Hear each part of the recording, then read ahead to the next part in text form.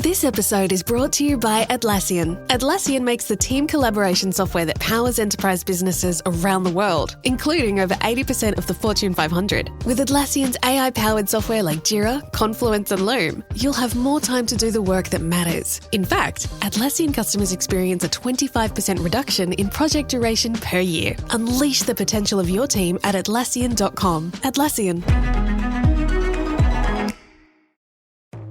It's Croctober, the official celebration of Crocs fans like you. So whether you like to rock your classic clogs, get cozy and fuss-lined, personalize with your favorite Jibbitz charms, or even, dress up like a clog for Halloween, it's time to tell your story and share your style.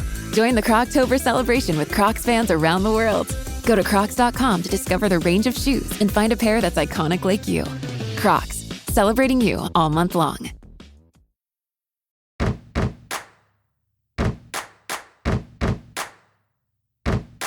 Welcome to Immigrantly. I am your host, Sadia Khan.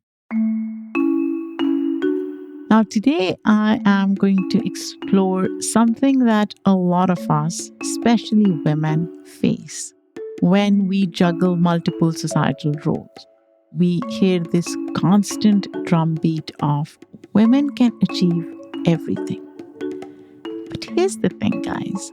Our society often makes it incredibly hard for us, especially women of color, women entrepreneurs, to meet those expectations. On the one hand, we are expected to manage various responsibilities and to lean into our career, our family, to focus on our mind, body, and soul.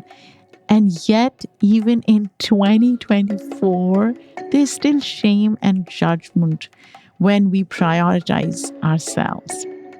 For women entrepreneurs, especially, as I said, particularly women of color, the hurdles are even higher, right? Limited access to resources, systemic barriers to funding, and this constant need to prove themselves in ways their male counterparts don't.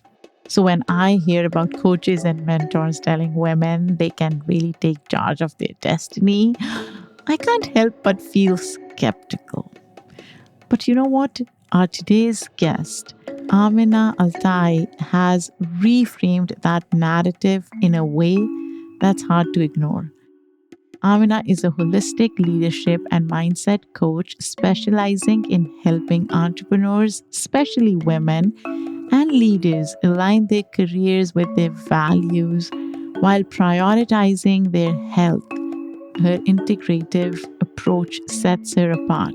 She blends business strategy with mindfulness, wellness, and the understanding that success isn't just about financial gains, but also mental and physical well-being. She's worked with entrepreneurs across all stages, guiding them to create careers that are impactful and sustainable. She and I had such in-depth conversation about life, ourselves, growth, career, obstacles, skepticism, and hope. I can't wait to share this conversation with you. So let's jump right in.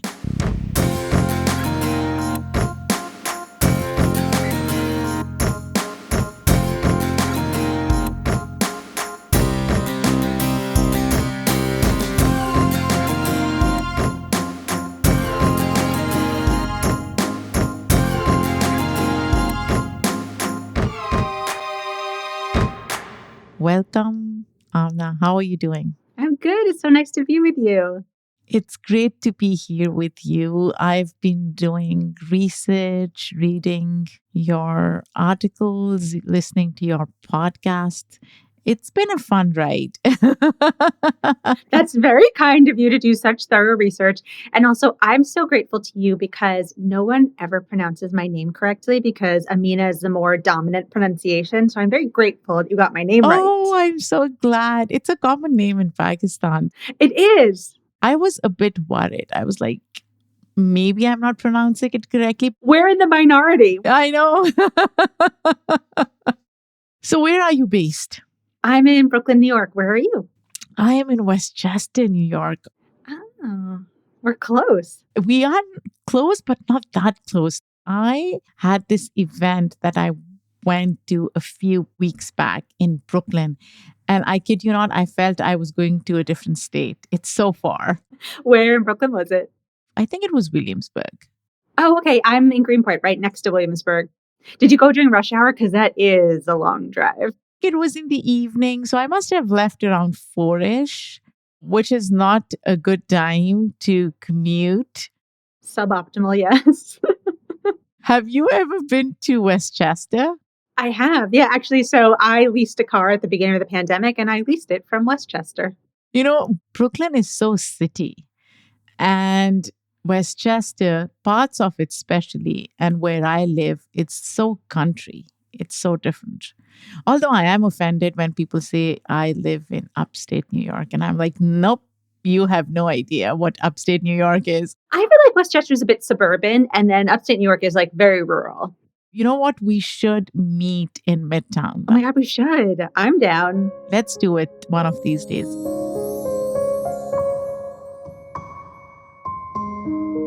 I know you call yourself a holistic business and career coach.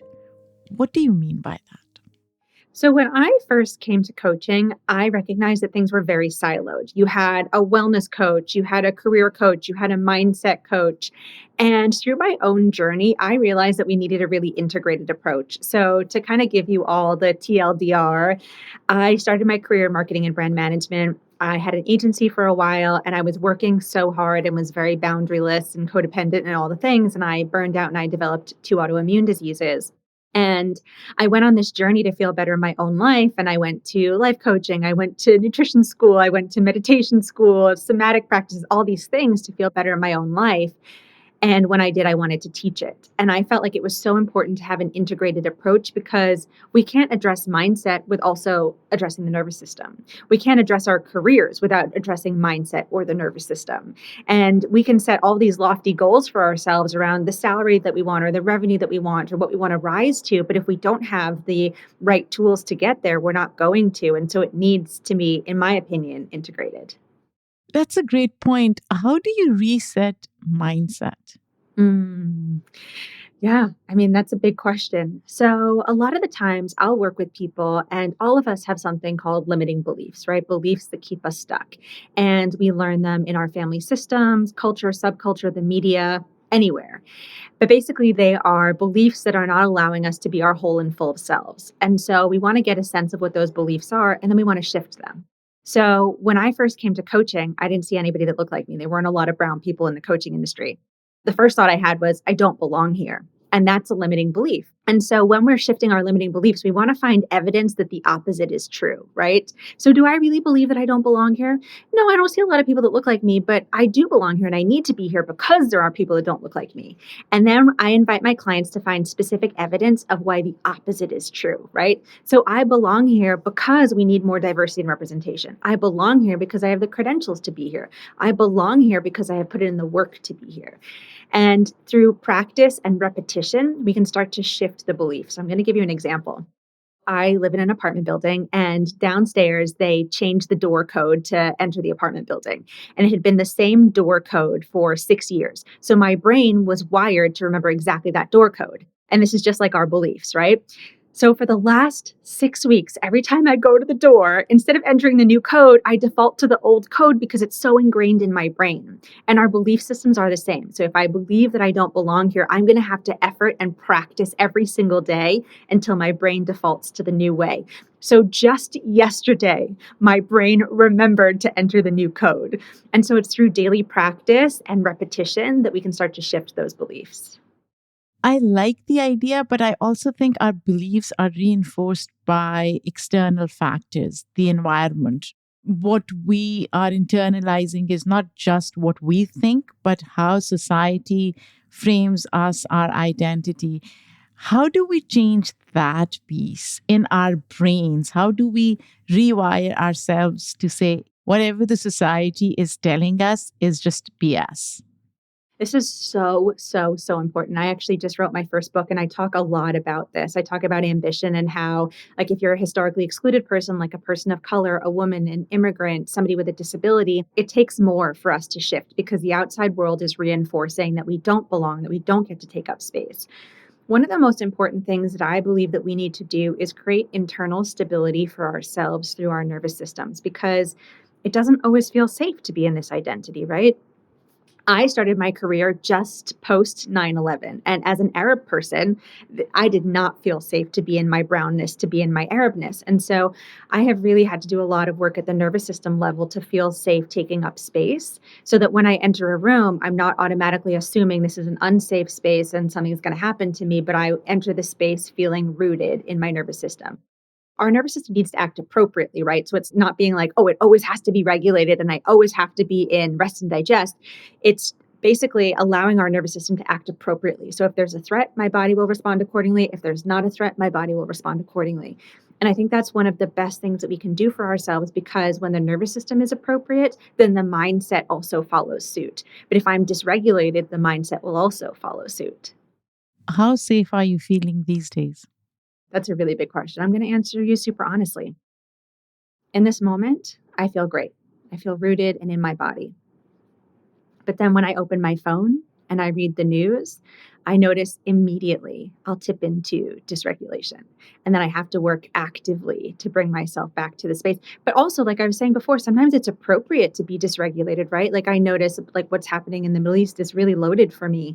And so I'm like, I'm somebody that really cares about social justice and killing children and civilians is a war crime. And that's really what I believe in my heart. And so when I see that and I feel anger, I'm not trying to bring myself back to no anger.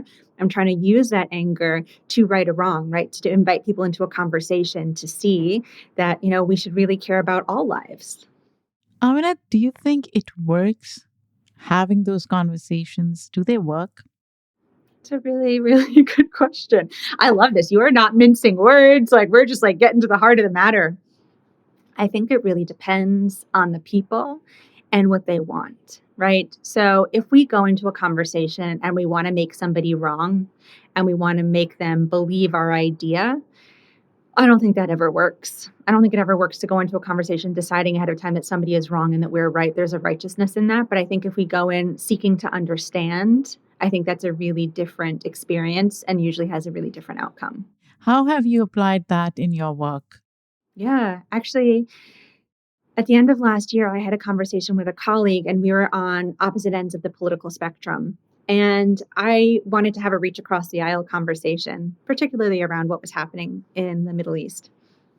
And my intent was to make sure that this person felt heard because they also are a minority. And when you're a minority or an underrepresented person, I think there's a lot of fear with our identities, right? We've been through a lot of trauma. And so we bring that trauma and that fear into the conversation. So I really wanted to honor that of like, it's not easy to have that identity and to have that lived experience. And so I don't want to make this person wrong. But even in doing that, this person didn't respect my beliefs and therefore didn't want to be close to me. And I completely understand, and that is their prerogative.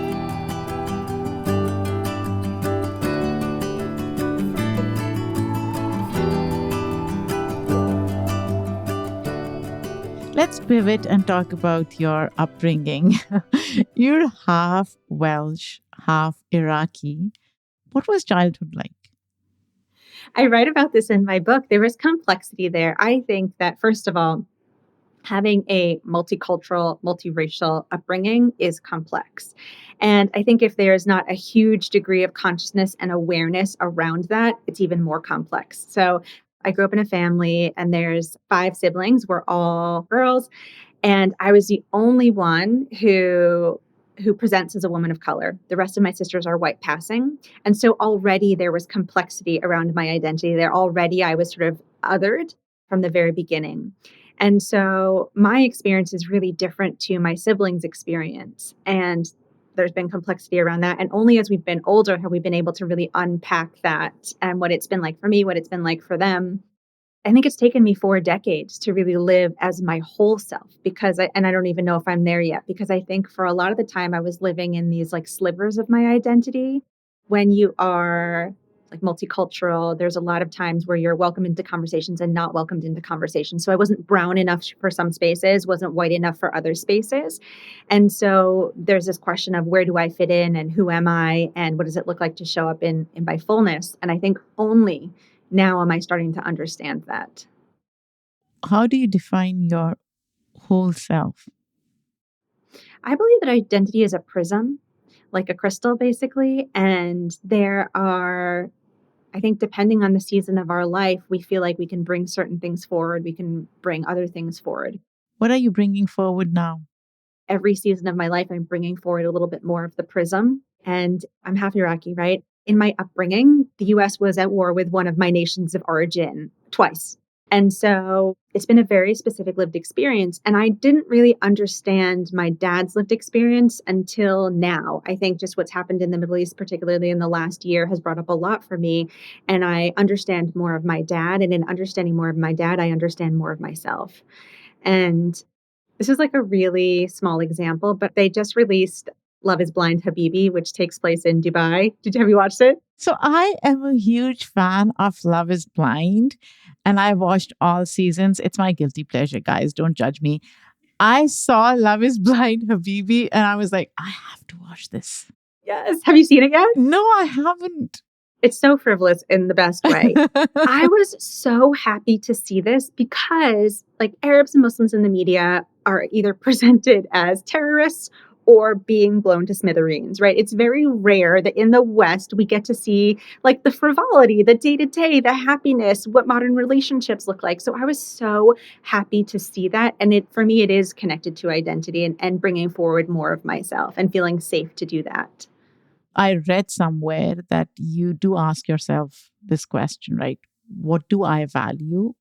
And I was curious to know what's the answer now versus a few years ago? What do I value? I mean, I value humanity. I value lives. Like I value everybody having equal opportunity. And it's so important to me. And I think where I'm inimitably great is my ability to sit with people and help them feel seen. I was thinking about this recently. I was like, where am I like, because I asked people about their zones of genius. I'm like, oh, where am I off the charts amazing? I was like, if I'm going to give myself some kudos, I am an amazing sister and I'm an amazing friend and I'm an amazing coach. And what's the through line of all of those things? Being able to sit with those people, to deeply listen to what's heard, what's not said, and to hold people in the fullness of their experience. I think that's really what I am inimitably great at. And that's why it makes me a great friend, a great sister, a great coach. And you do talk about in your work whole model leadership, right? Talk to me about that.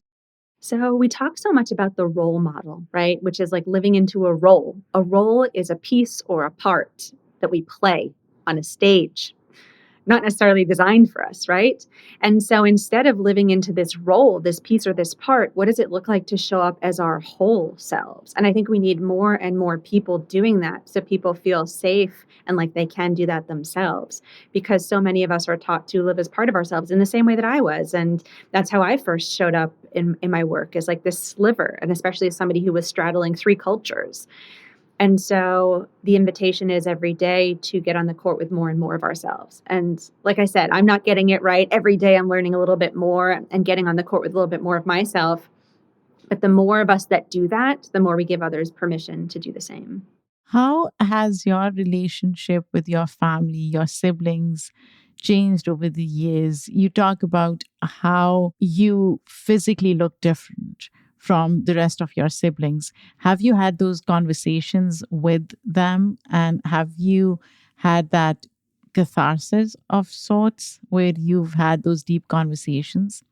We've had many conversations, and I feel like we've just started to scratch the surface on this. Over the summer, I was having a conversation with my younger sister. And she was talking about how in certain situations, like I put a lot of pressure on her and made her feel a certain way. And I was like, oh, I really want to hear this. And I really want to learn from this. And I really want to do better. And I also don't feel like this conversation is complete with also talking about the complexity of my identity in the family system, right? I was treated a little bit differently. And so this conversation is not complete without also talking about that. And so we started to open the door on what was it like to be the only person who identified as a person of color of the sisters, and what did that feel like for me? Like I was on the receiving end of racial slurs and, just a different experience to them. And I don't think we can talk about the unit without talking about that experience. So we've just started to unpack that. What was your sister's response? I think she was shocked because it's something that is so obvious and not so obvious. And when I brought it up in the moment, she was unpacking that. And then the next day she was like, I really sat with this and I knew it, but I don't think I really understood it. And so I want to make space for you to talk more about this, which was really beautiful. Why do you think you waited so long to talk to your siblings about this? So I'm about to turn 40. And I really feel like in my 30s is where I really kind of came into my own around this conversation. And I also think that we almost had an identity as a unit as the sisters. And I think I only just in the last decade started to see, okay, actually, I have an identity outside of that. And it's a little bit distinct and we all have different identities and they're separate and different in all the ways. And I only think in the recent years have I understood that. So it was a learning experience for you as well. 100%. 100%. To see yourself outside your family unit, right? And how your family appears and shows up in the world versus how you do. Yes.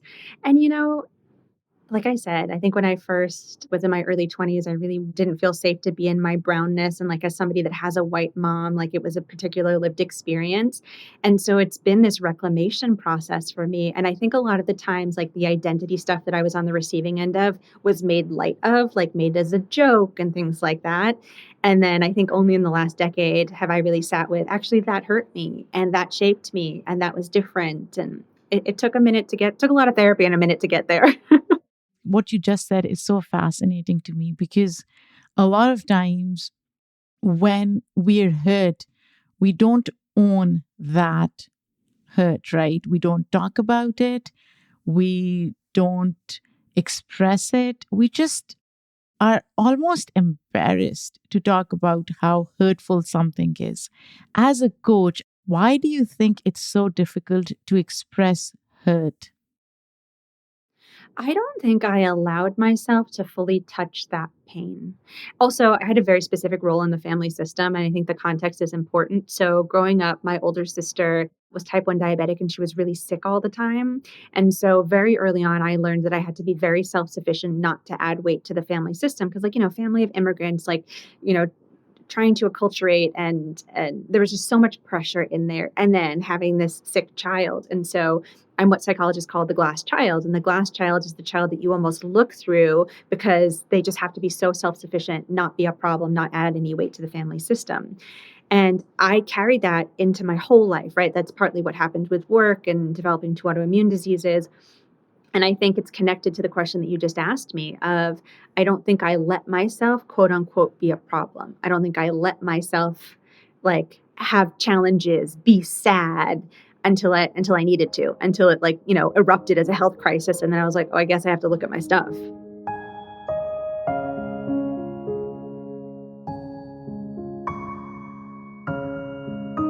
Let's talk about your work. Now, I was listening to one of your podcasts and you bring, mind, body, career together.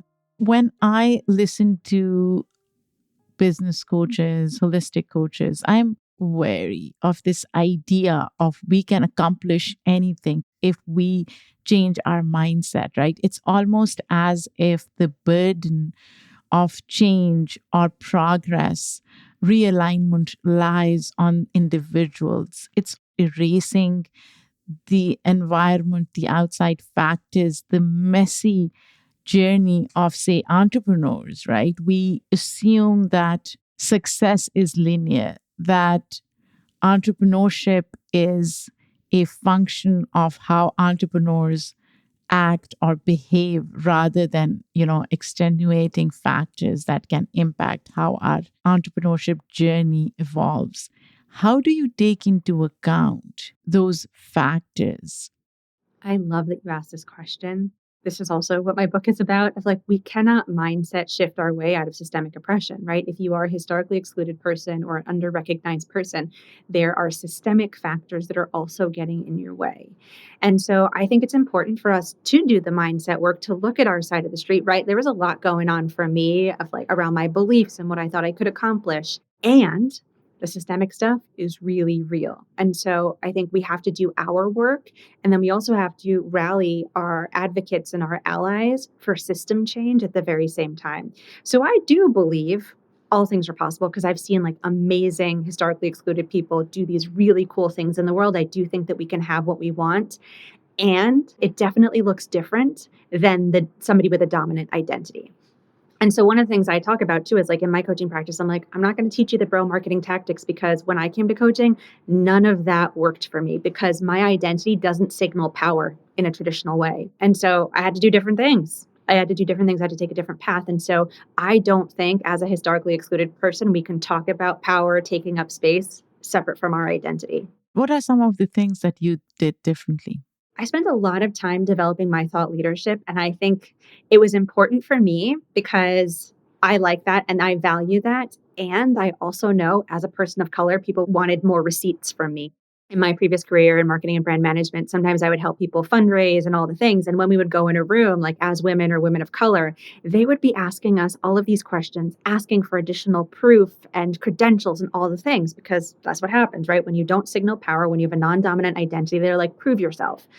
And so one of the things that when I came to coaching, I was like, okay, I need to demonstrate through something that I love, right? It's values aligned for me, that I belong here. And so I spent a lot of time on my thought leadership. And I think that that was a really smart thing. And also, I'm part of communities that are really supportive. And I think that is also really important because people with non dominant identities or the global majority, confidence can be lacking for us, right? Especially like when we walk into spaces where we don't see people like us represented. And so if we practice inside of our community spaces where we do see people like us, we create a lot more safety for ourselves. And then we can carry that safety into those other rooms. And that's what I did. I have these amazing community groups where I could try out these ideas and I could build the confidence one rep at a time before then I took a stage where, people would be questioning me. But that's a lot of work. That's exhausting. Yeah, it is. Honestly, I think to be like a person of color with chronic illness who is an immigrant in this lifetime, a little bit exhausting.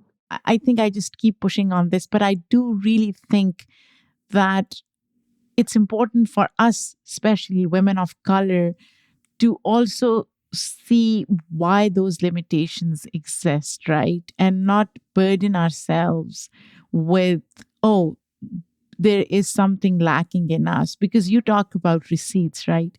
A lot of women entrepreneurs may not have those receipts, especially immigrant women. For instance, I came to the US in early 2000s and it took me a while to adjust.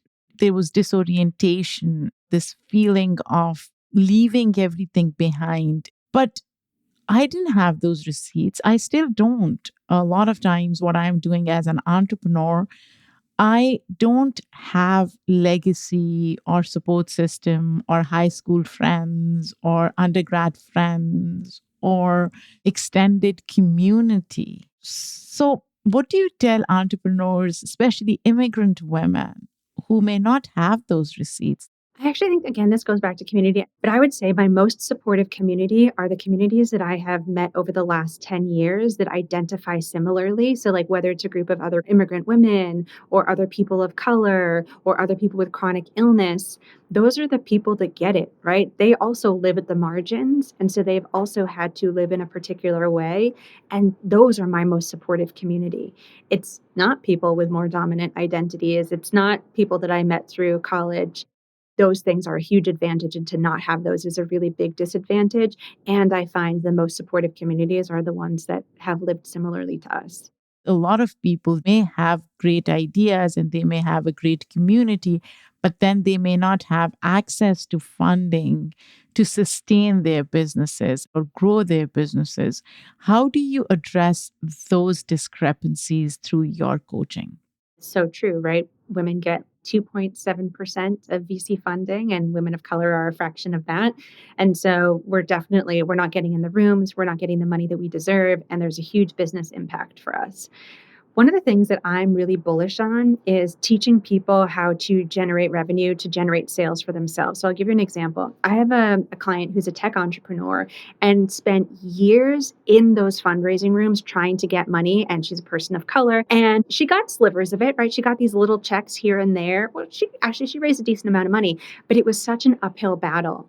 And I sat down with her and I was like, what do you really want? And she's like, I want to get to 7 figures. And I was like, cool. To get to 7 figures, here's what I think you need to sell. Here's how much we should sell it for. And in a year, she hit 7 figures that way. All the energy and effort taking to show up in those rooms, to ask people, to beg people to give her money, that just wanted to give her a sliver, we redirected that energy and I taught her how to sell. And it's like, the old adage, you teach somebody to fish, they'll eat for a lifetime. And so I had one of my friends on my podcast recently. Her name's Arij Mikati, and she works at the Pillars Fund. And one of the things that she said, she's like, I used to beg to be let into the party. And she's like, I'm not interested in that at all anymore. She's like, I'm just going to throw the best darn party. So people are like, what are you doing? I want to be let in. And that's how I feel with my clients too, of let's throw the best darn party. Let's get you paid. So then they're knocking on the door trying to give you money afterwards. I like that. So you're basically flipping the script on need versus want, right? It's almost like we don't need to show that we need something. It's almost this mind game that we have to play as women of color in order for us to attract donors or investors, sponsors, whatever, right? Yeah, let's get you your own money. Let's get you paid. Let's prove the value prop. And then they're going to be clamoring to write you a check. I like that. Now, Amina, I do want to talk a little bit about resilience because it's a term that's thrown around a lot in advocacy spaces, in entrepreneurship, especially connected to women of color, right? Or people of color. Every time there is a conversation around people of color, we know that resilience or being resilient will follow in some shape or form, right? Now, to me, it feels a bit toxic. And I had this guest where she and I deconstructed the term itself and how it applies to people of color and how it can be harmful in some ways. When I hear resilience, I feel like we are justifying obstacles by calling people of color resilient. So, how do you think we should use the term, or how do you use this term in your teachings to actually reshape the idea itself so that it doesn't appear to be as toxic? Yeah, I completely agree with you. I do think that the conversation around resilience is really toxic because we're like, oh, this person can shoulder a lot. Let's just keep piling on more and more and more. And I think that's deeply harmful. And I personally have removed myself from that conversation. And it comes back to what we were talking about earlier about cultivating that internal stability. I am not interested in running somebody else's race on this stage that wasn't designed for me. Because it's a race that somebody else designed. And I'm never gonna win it, right? You have to be resilient for somebody else. Exactly. And I don't know how long the race is. I don't know where the water stations are. I'm not set up to thrive in this. And so I keep coming back to that conversation of internal stability, of how can I work with my nervous system to cultivate, to pace, to replenish. And this is why wellness is such a big part of the conversation for me and the people that I coach, because we need to be in charge of our own wellness and well-being and our community's wellness and well-being, because we're in this world that is just going to ask way too much of us and just keep burdening us. And so I think we really have to take it back. So if we were to replace resilience with another word, what would it be? I used to say endurance, but I take that back too, right? Because if we look at the root word, it's like to endure. I'm not interested in enduring, but I've been thinking a lot about the metaphor of the marathon and the cultivating, the pacing and replenishing. So I need to cultivate my energy. I need to pace myself according to my body and my lived experience. Cultivating, pacing, replenishing. And then I need to replenish accordingly, right? So for me, I always use the metaphor of I'm not an endurance runner, I'm a sprinter. energetically. So it's like I can do a project and sprint for a little bit, but then I need to pause. I need to take care of myself again. And then I can sprint again, pause and take care of myself again. So I go according to my energy. And this is what I do with my clients too. I do this exercise where I ask, like, when does your brain work most optimally? When do you like to do collaborative work? When do you need to do solo work? When do you need to rest? And then can we design your work schedule around that so you're in your own lane, moving at the speed of your body? So are we replacing it with replenishment? Cultivating, pacing, and replenishing. Can I get 3? Yeah.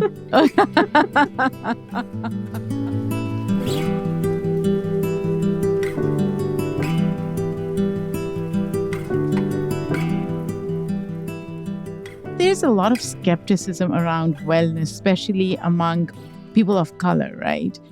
How do you address that in your coaching, that skepticism that you may see, especially from people who are conditioned to believe that wellness is all BS? I consider myself sort of adjacent to wellness, like sort of more in the career space, but I do pull in wellness tools, right? So I am playing in that space.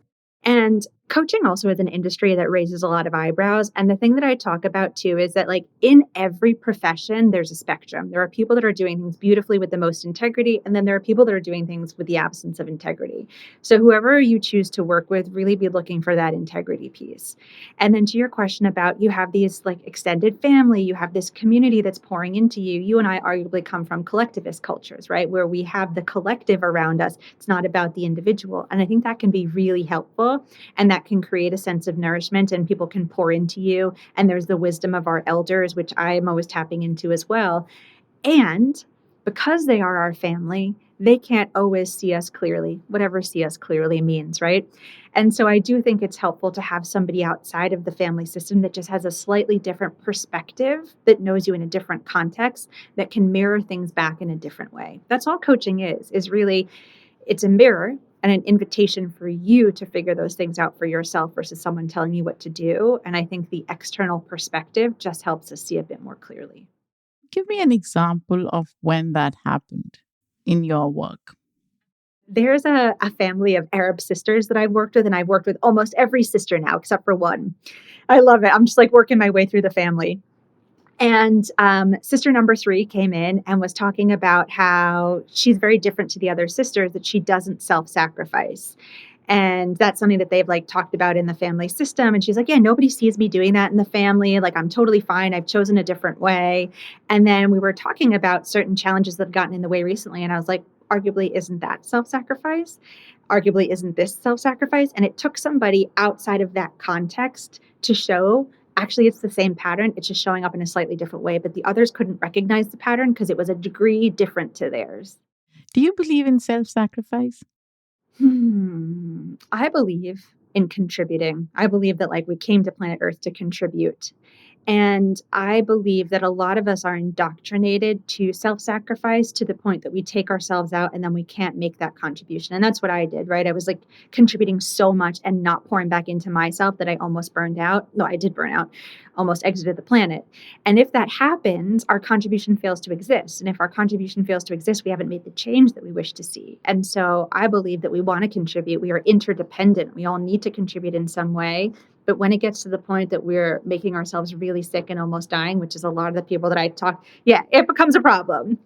Contributing to something is so much better than self-sacrifice, because again, in self-sacrifice, we are leaning into victimhood, which is something that a lot of people of color want to shift away from. Society in general, especially American society, sees us in those boxed roles of either sacrifice, victimhood, or being villains. Living life, being human, contributing is such a beautiful classification of what we can do and achieve as humans beyond our identities.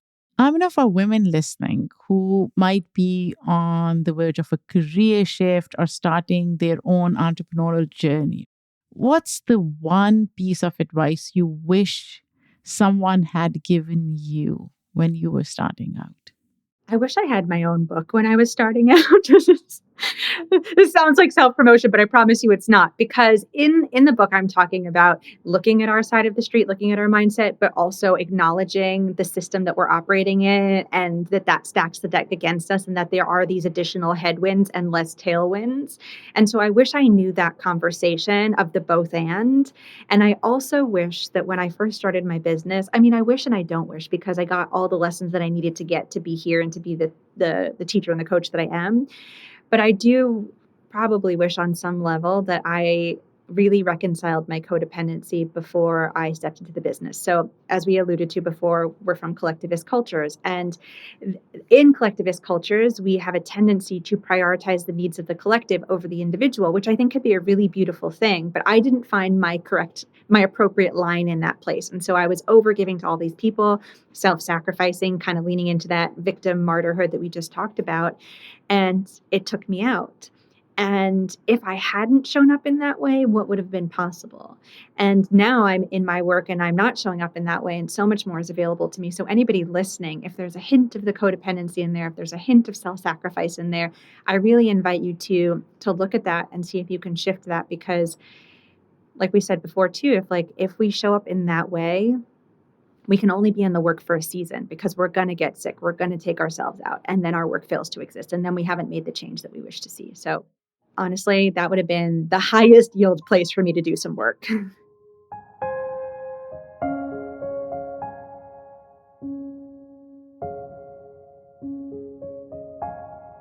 We've talked so much about work. How do you see yourself outside your work? How I've shown up as a sister and a friend, those things are so important to me. I do think that's my legacy. And there's like that through line that we talked about earlier of like, that's what also makes me a great coach. But I think that's my legacy of like how I've treated the people around me, how I've made people feel. Those are the things that I care about most. But you as a person, like not in relation to other people, not in relation to your work, you. I love that you asked me that question and that you pushed me there because when I was at the beginning of my codependency journey, I was working with somebody and they were like, if you were on a planet and nobody else existed, like, what would you do? And I almost had this existential crisis because I only understood myself in relation to other people. And so I love that you asked me this question. So who am I? Not in relation to anybody else. Yeah. So tell me. I mean, my name means truthful one, and I really do feel like I am an oracle. It's like truth comes through me, whether I want it to or not. It's so funny. All the things that come up are so in relation to other people. Like the thing that comes up is nurturer, lover, all the things. But I also do believe like I am creative and I am creativity. And not to take it back to work, but work ends up being an expression of my creativity. But I think at the root of everything is that creation energy. I like that.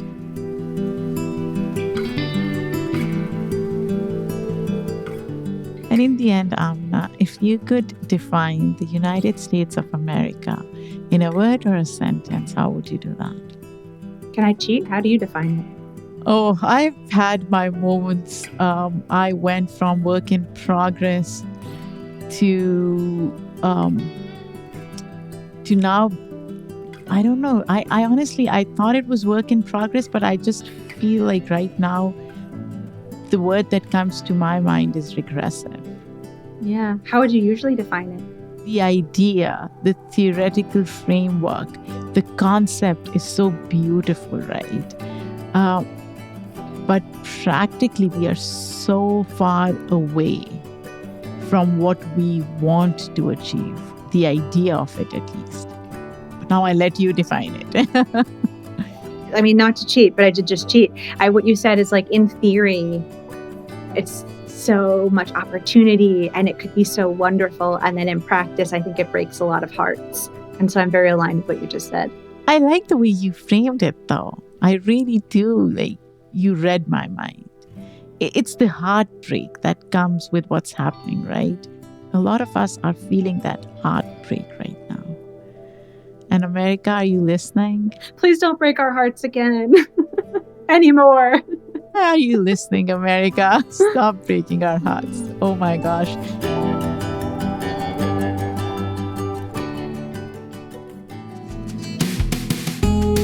Amina, where can people find your work? First of all, thank you so much for having me, and thank you everybody for listening. You are incredible at what you do. You get straight to the heart of the matter. Nothing about this was superficial, you are incredible. So thank you for having me. Thank you for asking these questions. Thank you. I'm going to sit with a lot of them for a long time. People can find me on Instagram at Amina Altai. My website is aminaaltai.com. I'm pretty much everywhere at Amina Altai. So I'm sure spelling will be in the show notes. But again, thank you for having me, and thank you to everybody for listening. And when can people get your book? So actually, it's available for pre-order right now. The cover art hasn't gone live yet, so I'm not technically sharing it, but I'll drop you a link for the show notes as well. But it's on Amazon. It's called The Ambition Trap. Oh, I love that. I love that. Thank you so much, Amina. This was wonderful. Oh my gosh, you are amazing. I'm so grateful. I want to stay connected to you too. Oh, would love to. Thank you so much.